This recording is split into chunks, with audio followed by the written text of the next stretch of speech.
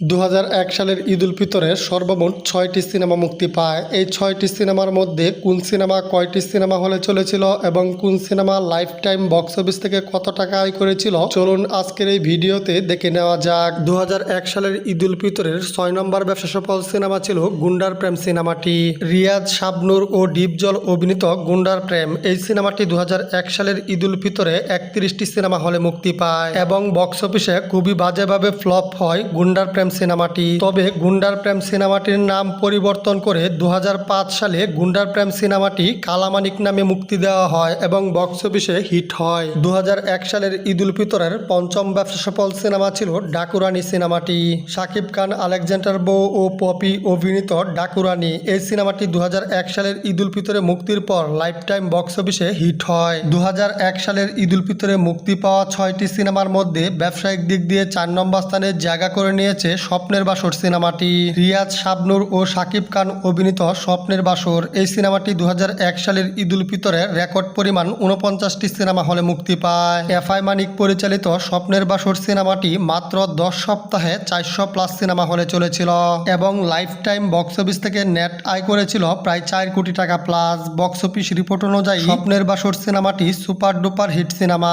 ২০০১ সালের ঈদ উল ফিতরে মুক্তি পাওয়া সিনেমাগুলোর মধ্যে ব্যবসায়িক দিক দিয়ে ৩ নম্বর স্থানে জায়গা করে নিয়েছে দানব সিনেমাটি।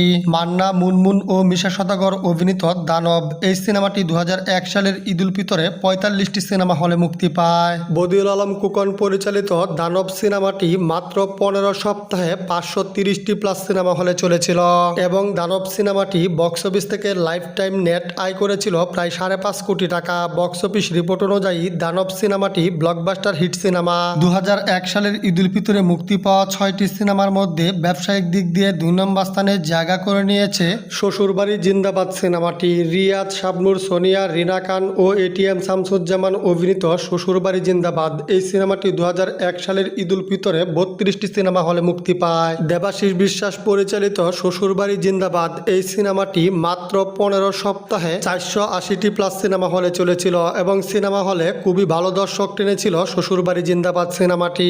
রিয়াজ, শাবনূর জুটির শ্বশুরবাড়ি জিন্দাবাদ এই সিনেমাটি লাইফ টাইম বক্স অফিস থেকে নেট আয় করে প্রায় ৬ কোটি টাকা প্লাস। বক্স অফিস রিপোর্ট অনুযায়ী শ্বশুরবাড়ি জিন্দাবাদ সিনেমাটি ব্লকবাস্টার হিট সিনেমা। ২০০১ সালের ঈদ উল ফিতরে মুক্তি পাওয়া ৬টি সিনেমার মধ্যে ব্যবসায়িক দিক দিয়ে ১ নম্বর স্থানে জায়গা করে নিয়েছে ডাকায়া মাস্তান সিনেমাটি।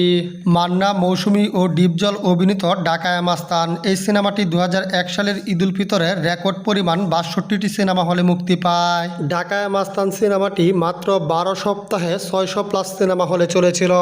ডাকায়া মাস্তান সিনেমার পরিচালক মুনতাজুর রহমান আকবর স্যার বলেছেন, ডাকায়া মাস্তান সিনেমাটি ২০০১ সালের ঈদ উল ফিতরে মুক্তির পর লাইফ টাইম বক্স অফিস থেকে নেট আয় করে প্রায় ১২ কোটি টাকা প্লাস। বক্স অফিস রিপোর্ট অনুযায়ী ডাকায়া মাস্তান সিনেমাটি অল টাইম ব্লকবাস্টার সিনেমা।